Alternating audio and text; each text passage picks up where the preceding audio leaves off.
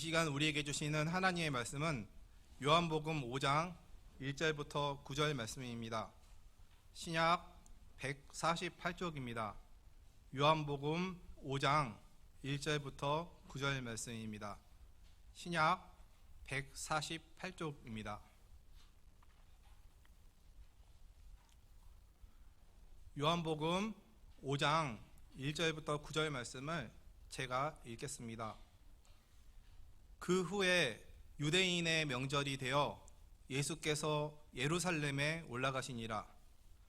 예루살렘에 있는 양문 곁에 히브리 말로 베데스다라 하는 못이 있는데 거기 행각 5이 있고 그 안에 많은 병자, 맹인, 다리 저는 사람, 혈기 마른 사람들이 누워 물의 움직임을 기다리니 이는 천사가 가끔 못에 내려와 물을 움직이게 하는데 움직인 후에 먼저 들어가는 자는 어떤 병에 걸렸든지 낫게 되밀어라.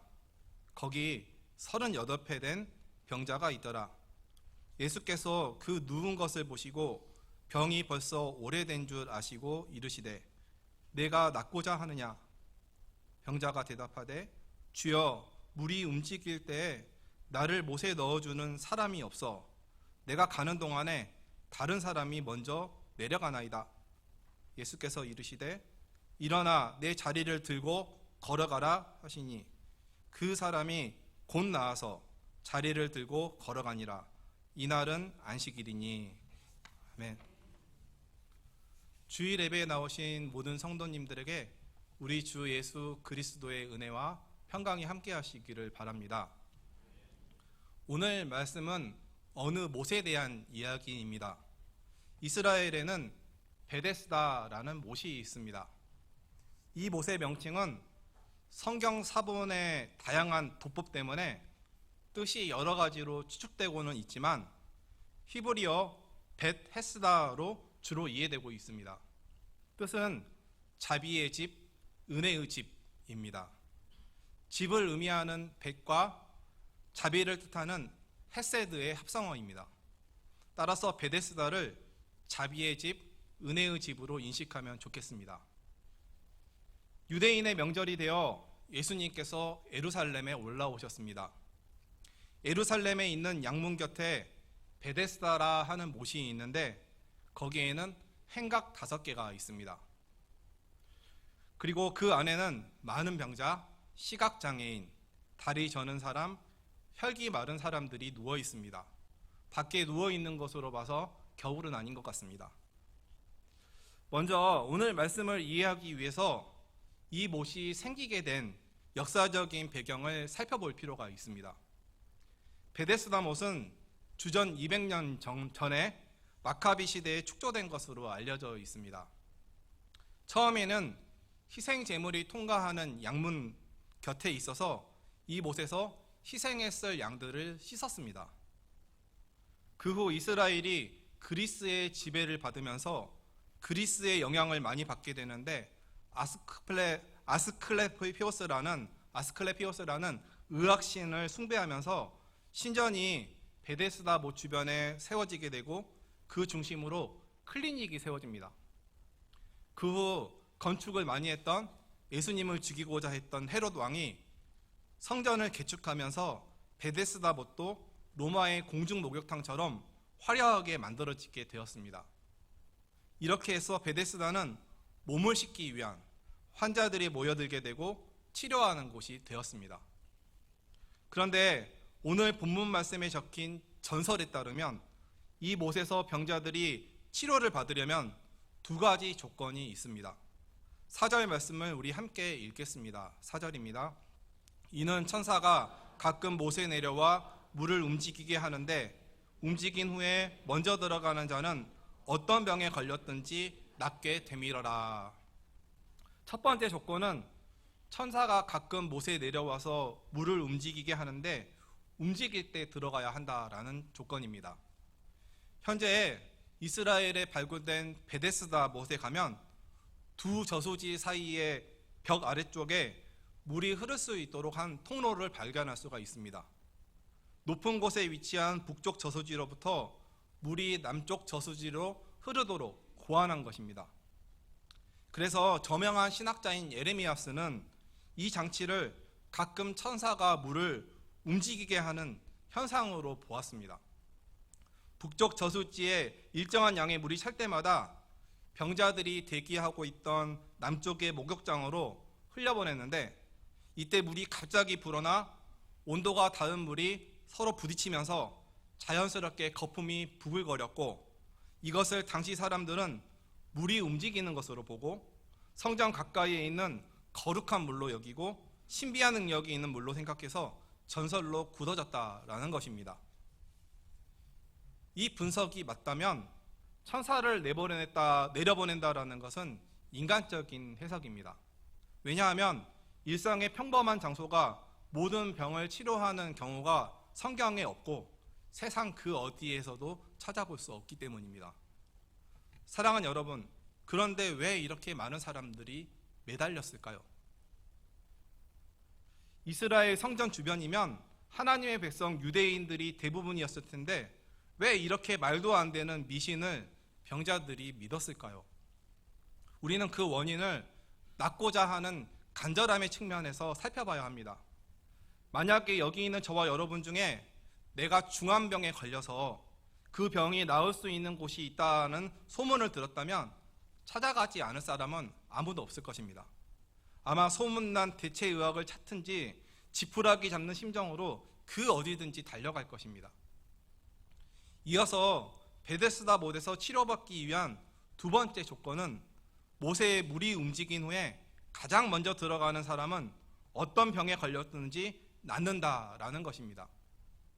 이런 못에 오늘 말씀을 보면 38년 된 병자가 있습니다. 그는 병이 오래된 주환자였고 움직이기 어려운 상황입니다. 그렇기에 간절함이 얼마나 깊고 깊었겠습니까? 그런데 예수님께서 이같이 오래된 병자를 찾아오십니다. 그리고 그에게 다음과 같이 물어보십니다. 내가 낫고자 하느냐? 사랑하는 여러분, 예수님의 이 질문은 인간적인 관점으로 봤을 때 매우 상처가 될 수 있는 말입니다.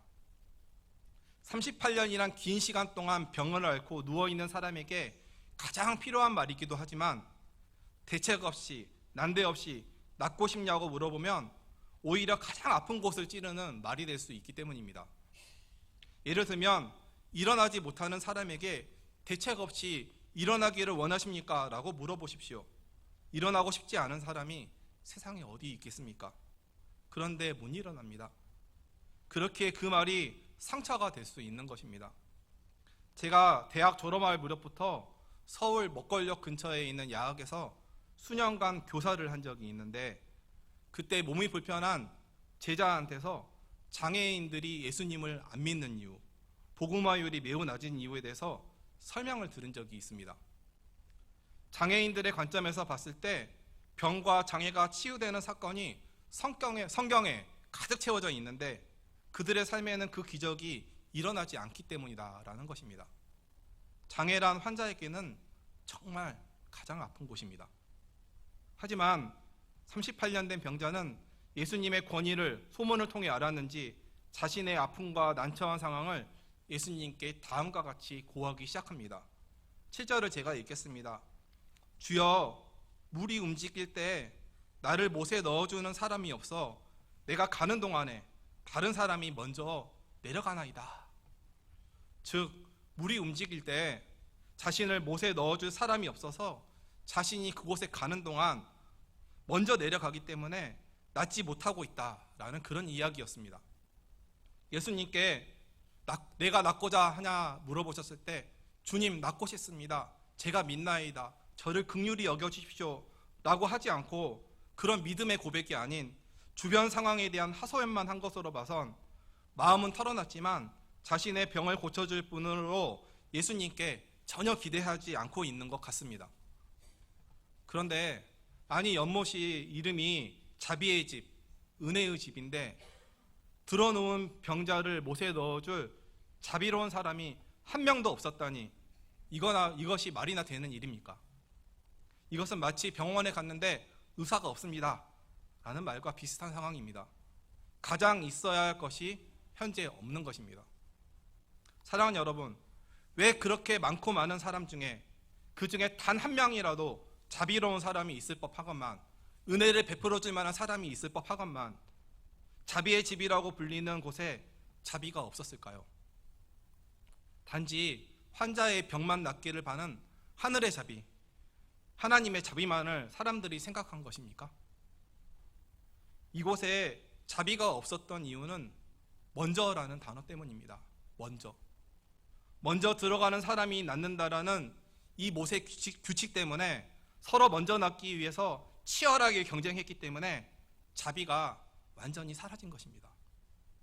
또 추측한 건데, 경쟁을 이용해서 상술로 이용하는 사람들도 예나 지금이나 분명히 있었을 것입니다.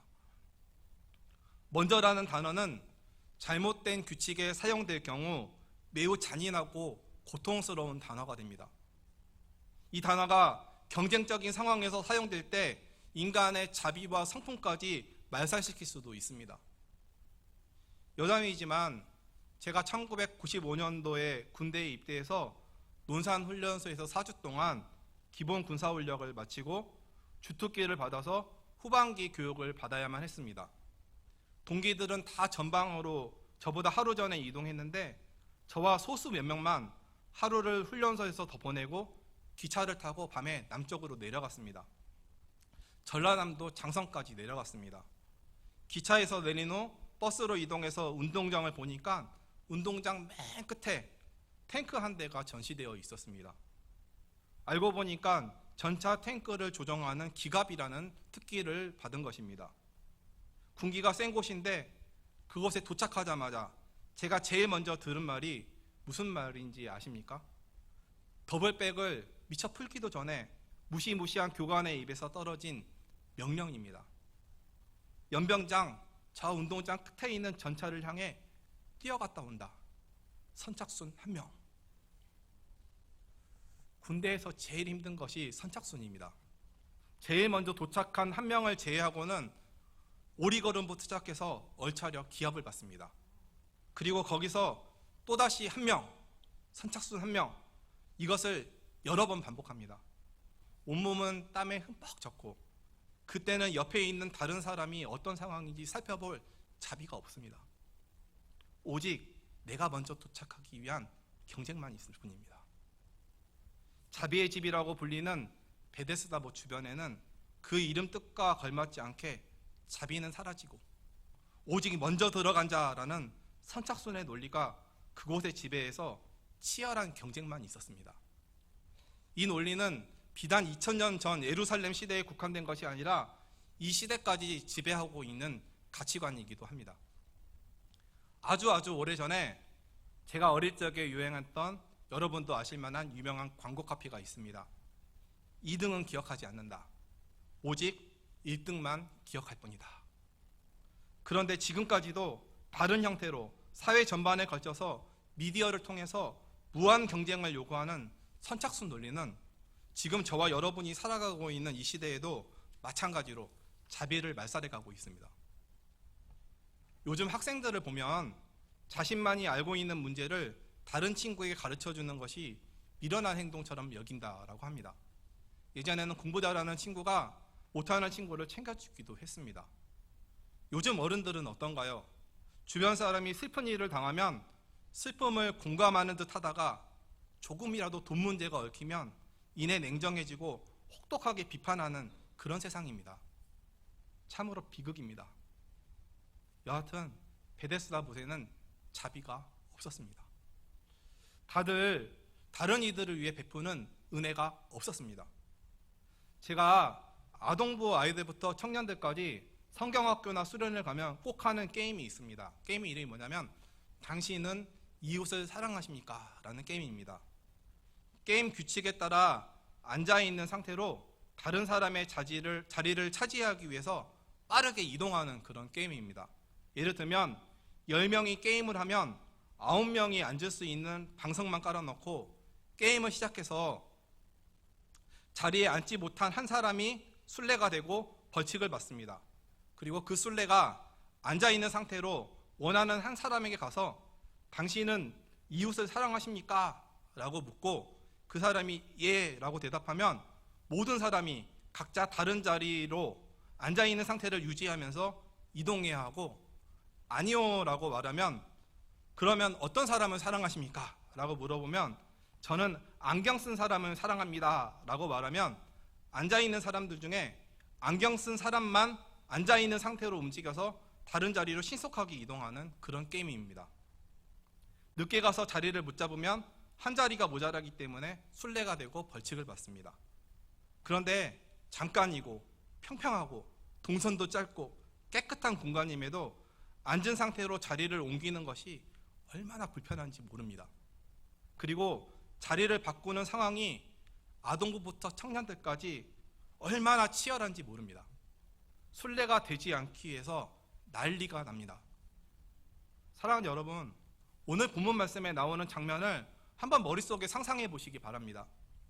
울퉁불퉁 모난기를 헤치며 38년 된 병자가 달려가고 싶지만 도와주는 사람이 없어서 베데스다 못을 보면서 절망하고 있는 그런 모습. 다리 저는 사람이 못을 향해 절뚝 못을 향해 걸어가는 그 모습을 그려보십시오.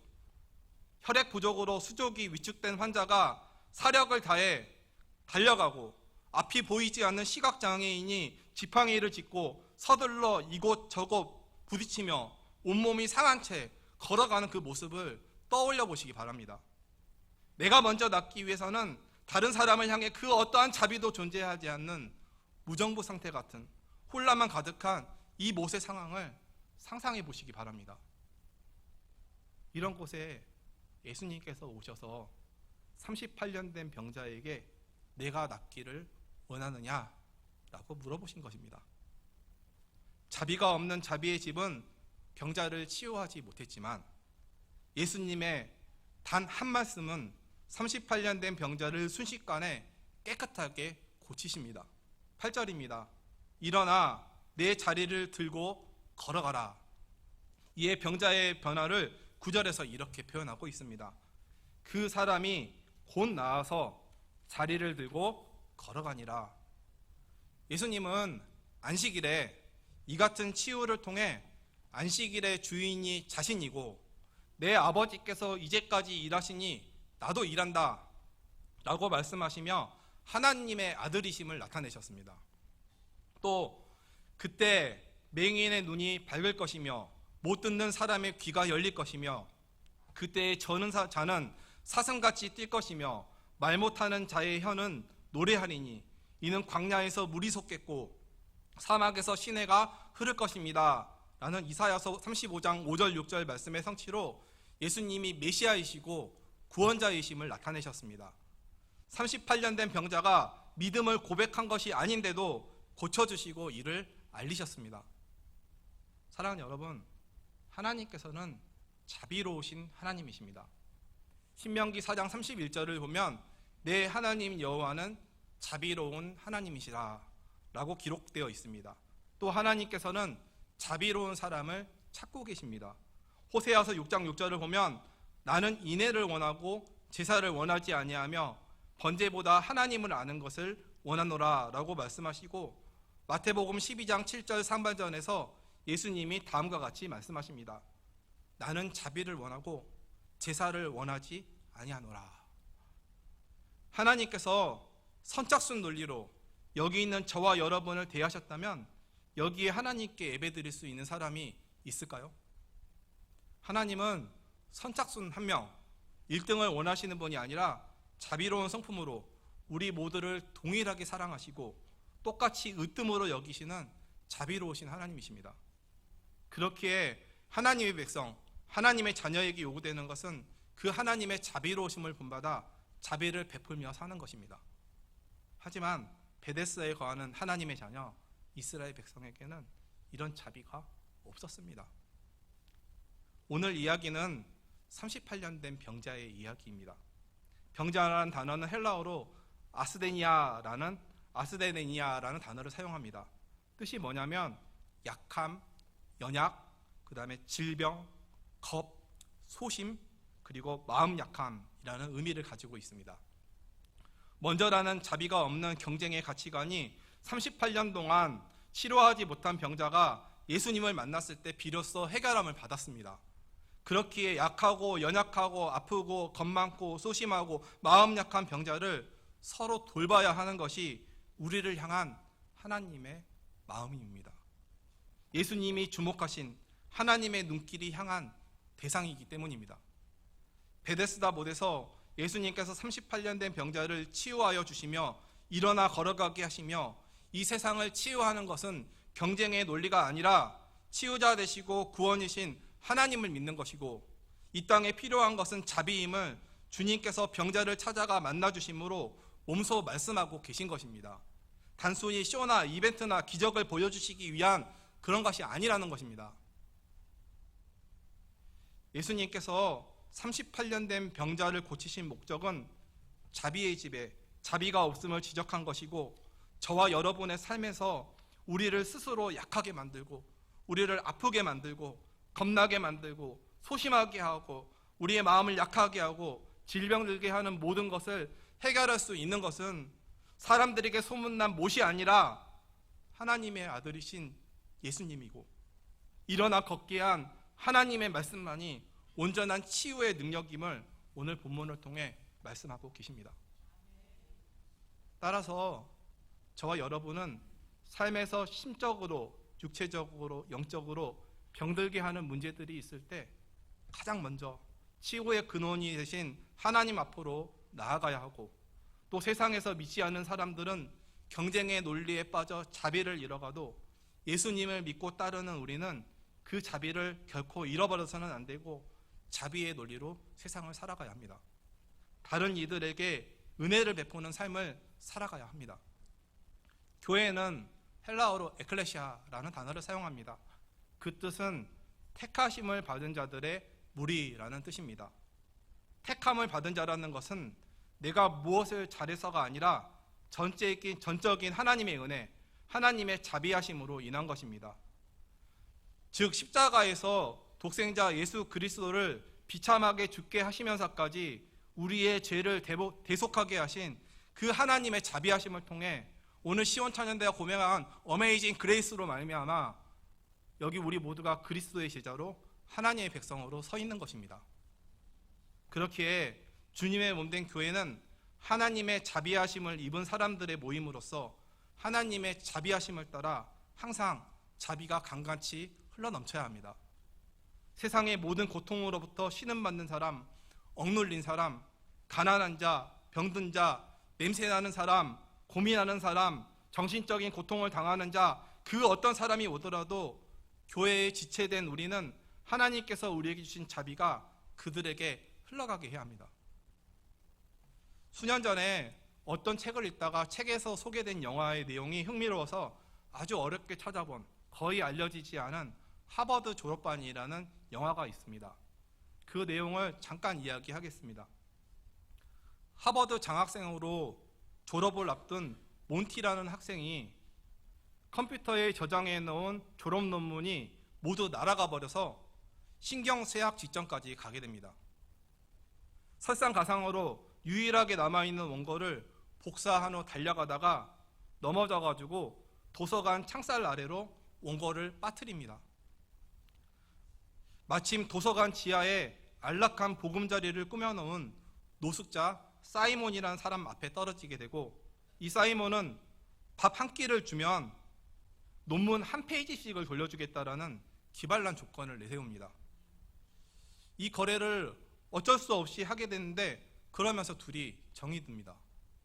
하지만 노숙자 사이먼은 죽을 병이 걸렸고 몬티를 떠나며 친구를 통해 나머지 모든 논문 원고를 전달합니다. 몬티는 이 노숙자 친구를 찾기 위해 수소문을 하게 되는데 어느 성당 보호소에 사이먼이 있다라는 소식을 듣고 그곳으로 달려갑니다. 하지만 그 성당에는 그런 보호소 자체가 없습니다.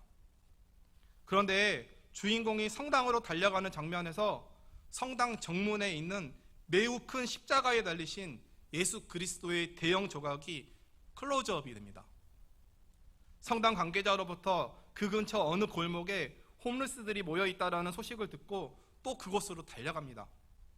추위에 바들바들 떨면서 펄럭펄럭이는 노숙자도 있고 어떻게 해서든 불을 쬐려고 발버둥 치는 사람들도 있고 그곳에는 다양한 부류의 고통받는 사람들이 조명됩니다.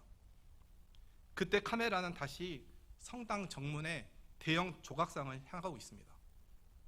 저는 이 장면을 보면서 큰 충격과 도전을 받았습니다. 카메라가 다시 향한 것은 바로 성당 정문에 대형으로 조각된 십자가에 달리신 예수 그리스도의 모습이었기 때문입니다.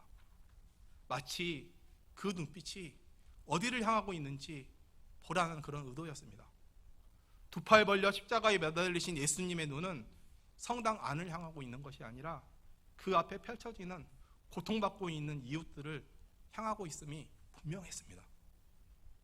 이 장면을 우리 교회에 적용하면 우리 본당에 걸려있는 저 십자가는 예배당 안에 있는 교인들만 향하고 있는 것이 아니라 이 예배당 문을 넘어 또 로비에 있는 현관문을 넘어 원일로와 고양대로와 일산동 전 지역의 어렵고 힘든 사람을 향해 두 팔을 벌리시고 하나님의 눈과 마음으로 바라보고 계신다라는 것입니다.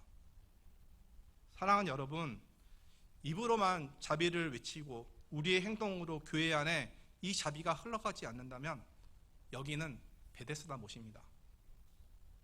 그렇게 그 어떠한 사람이 와도 그가 일어설 수 있도록 옆에서 묵묵히 도와주는 자비가 강같이 흐르는 교회가 되어야 할 것이며, 우리가 각자의 영역에서 삶을 살아갈 때도 선착순 논리에 따라 경쟁을 위해 남을 짓밟는 것이 아니라 자비와 은혜의 논리에 따라 서로 함께 배려하고 섬기고 베풀고 양보하고 돌보는 따뜻한 세상이 되도록 만들어가야 할 것입니다.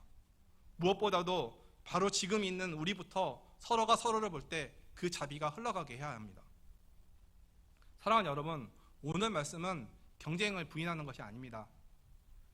자비가 없는 경쟁을 부인한 것입니다. 우리가 살아가는 곳은 어쩔 수 없이 경쟁이 있을 수밖에 없지만 선착순의 논리가 아닌 자비의 논리에 따라 따뜻한 경쟁을 해야 한다라는 것입니다. 이러한 자비의 논리를 따라 살아가는 사람을 하나님께서는 높이 들어서 사용하십니다. 왜냐하면 하나님의 마음을 본받는 사람을 하나님께서는 크게 사용하시기 때문입니다. 지금 현재 우리가 살고 있는 대한민국은 고물가, 고금리, 고유가 등 모든 것이 곧자로 고압적으로 우리를 억누르고 있습니다. 이렇게 힘든 시간을 보내다 보면 나 혼자 살기에도 벅차기 때문에 이웃을 향해 눈을 돌리기가 쉽지가 않습니다. 최근 폐지 가격이 1kg당 85원으로 2021년 12월 달 1kg당 142원과 비교해서 40%나 하락했다고 합니다. 종일 폐지를 주어도 8,000원밖에 되지 않아 눈물을 흘리는 노인분들이 주변에서 증가하고 있습니다. 또 올해 2월 2일 차상위 계층으로 생활고로 인해 빚을 많이 져서 폐를 끼쳐 죄송합니다 라는 유서를 남기고 극단적인 선택을 한 성남 모녀의 이야기는 우리의 마음을 너무나 아프게 합니다. 몇 달 전 국민일보 뉴스에 전도 왜 하는 것임이라는 기사를 본 적이 있는데 한국 교회를 향한 MZ세대의 부정적인 시각을 절실히 깨닫게 됩니다. 이에 대한 원인이 다양하지만 이웃을 사랑하라는 기독교의 포용 정신을 한국 교회가 세상에 보여주지 못했기 때문에 다음 세대에게 사회적 신뢰를 잃은 것이다 라는 분석이 꽤 설득력 있게 다가옵니다. 젊은 세대가 봤을 때 그리스도인들에게 자비가 전혀 느끼지 않는다는 것입니다. 이와 같은 시대에 주님의 자비하심으로 부르심을 입어 택함을 받은 저와 여러분은 예수 그리스도의 사랑을 가지고 자비가 필요한 대상을 찾아 섬김과 실천이 필요합니다. 우리가 눈을 조금만 돌리면 가깝게는 우리 교회 공동체 안에서, 조금 더 나아가면 우리 동네와 지인들 사이에서 분명 자비의 대상을 발견할 수 있을 것입니다. 오늘 이 시간 저와 여러분은 두 가지 질문을 던져봐야 합니다. 내가 우리 교회 공동체 안에서 자비를 베풀어야 할 대상은 누가 있을까? 내가 있는 집과 학교와 주변과 직장 주변에 하나님의 자비하심을 흐르게 해야 될 대상은 누구일까? 말씀을 정리하겠습니다. 38년 된 병자를 치유한 것은 베데스다 못이 아니라 예수님입니다. 즉 우리의 치료의 근원은 예수 그리스도입니다. 내 삶의 아픔과 고통의 문제를 해결해 줄 수 있는 분은 오직 예수 그리스도 한 분뿐입니다.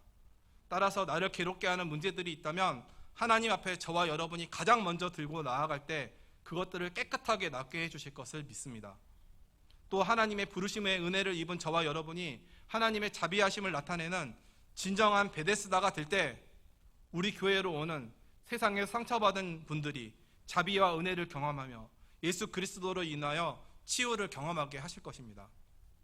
무엇보다도 하나님의 자비가 저와 여러분을 통해 삶의 현장, 가정, 학교, 직장, 사업장, 연단과 훈련의 자리, 문화생활 공간에 흘러넘치게 하심으로 세상에서 고통받는 사람들을 일으켜 세우시기를 바랍니다. 그리하여 무언가를 강구하여서 받는 그런 복이 아니라 자비가 강같이 흐르는 공동체에 자신을 나타내시는 그 하나님의 은혜로 참 복을 누리는 저와 여러분의 삶이 되기를 간절히 소망합니다. 다 함께 기도하시겠습니다.